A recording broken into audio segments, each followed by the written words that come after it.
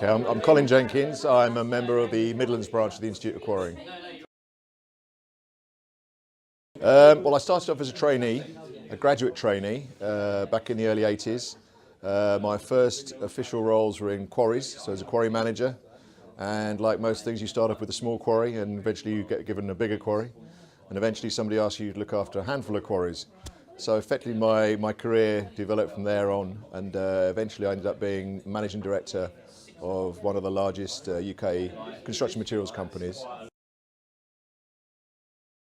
I first became a member back in '85, and that was really linked to the need, despite me having a graduate qualification in geology, which is linked to quarrying in some way. I needed to learn how to become a quarry manager and learn all the skills. So I ended up going to Doncaster to do what we call DAPS, which was learning over several weekends a year and assignments and things, and part of that meant I had also to join the Institute of Quarrying.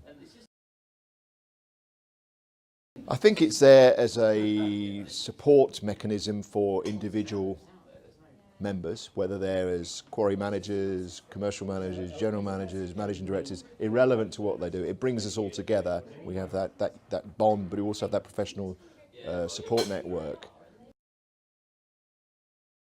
I think the highlight was kicking off the changes we are now delivering to prepare us for the next 100 years. So as we concluded the first 100 years, it was clear that we need to become far more professional as an institute and start to reflect the needs and requirements of our members, not only today, but how they're going to be over the next 10 to 20 years.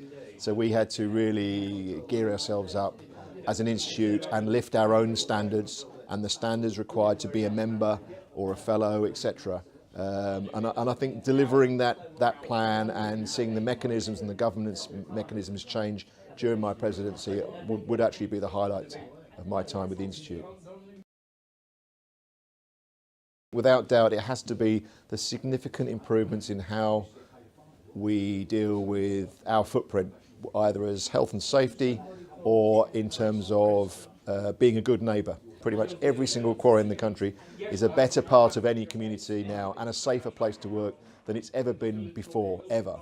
So the rate of change that's been delivered across the industry and improvement is second to none, and certainly the last 20 years, so maybe since the turn of the century, the steps we've made have been huge.